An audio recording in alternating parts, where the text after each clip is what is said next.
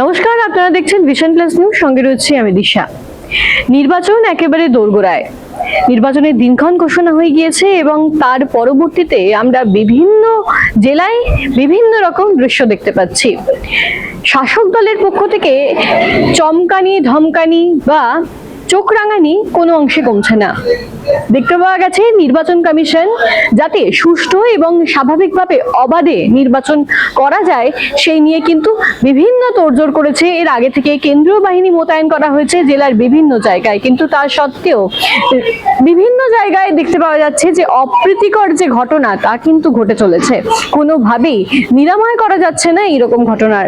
ঠিক আজ আবারও ফের এই ঘটনার কিন্তু সম্মুখীন হতে দেখা গেল দেবনাথ ইনস্টিটিউটে দেখা যাচ্ছে যে সংগ্রামী যৌথ মঞ্চের অন্যতম একজন সদস্য সৈকত চ্যাটার্জি তিনি কিন্তু আক্রান্ত হয়েছেন শাসক দলের পক্ষ থেকে, এমনটাই তিনি দাবি করছেন। একেবারে কিন্তু তার মাথা ফাটিয়ে দেওয়া হয়েছে।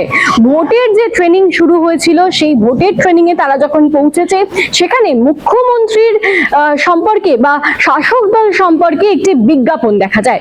সেই বিজ্ঞাপন দেখার পরেই কিন্তু তারা প্রতিবাদ করে এবং তাকে দাবি করা হচ্ছে যে তাদেরকে রক্তচক্ষু দেখানো হয় শাসক দল আশ্রিত যে ক্যাডার তাদের পক্ষ থেকে। এমনকি তার যে শারীরিকভাবে তার উপর নির্যাতন করা হয় এবং তাদের যে দাবি এই প্রক্রিয়ার কারণে কিন্তু নির্বাচনী যে আচরণবিধি সেই আচরণবিধি কিন্তু লঙ্ঘন করা হচ্ছে এবং তারা কিন্তু এই বিষয়টির তীব্র প্রতিবাদ জানান এবং তার ফলেই যত ঘটনা তাদেরকে রীতিমতো একটা অপ্রীতিকর পরিস্থিতির মধ্যে পড়তে হয় এবং শারীরিক নির্যাতনের শিকার হতে হয়।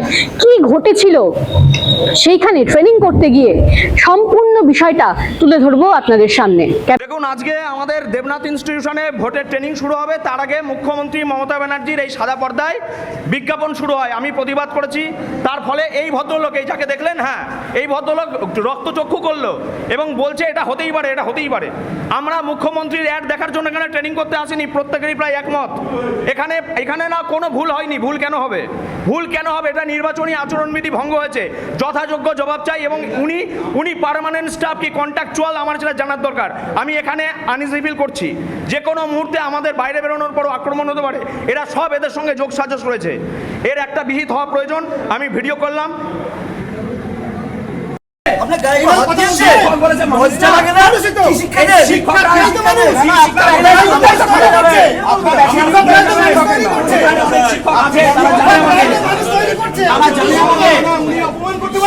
শিক্ষক এই কথা বলতে পারে?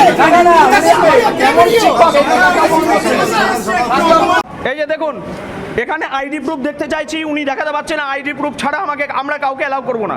এই যে এই ভদ্রলোক এবং যারা দায়িত্বে আছে তাদেরকেও বলেছি, তারা চুপ করে আছে, কোনো কথার উত্তর দিচ্ছে না। আইডি প্রুফ না দেখালে আজকে ট্রেনিং শুরু হবে না। যা হওয়ার হবে আমরা নির্বাচন কর্মী যারা তারা বুঝে নেব। এই ভদ্রলোক আমাদের রীতিমতো শাসিয়েছে। কেন আমরা মমতা ব্যানার্জির অ্যাড বন্ধ করতে বলেছি? এই ভদ্রলোক দেখে রাখুন, আইডি প্রুফ দেখাতে পারছে না। এ কে? পার্টির ক্যাডার নাকি? আমাদের এটা জানতে হবে। সংগ্রাম চলবে। রাজ বর্মনের সাথে দিশা মুকুটের report, vision plus news, Kolkata.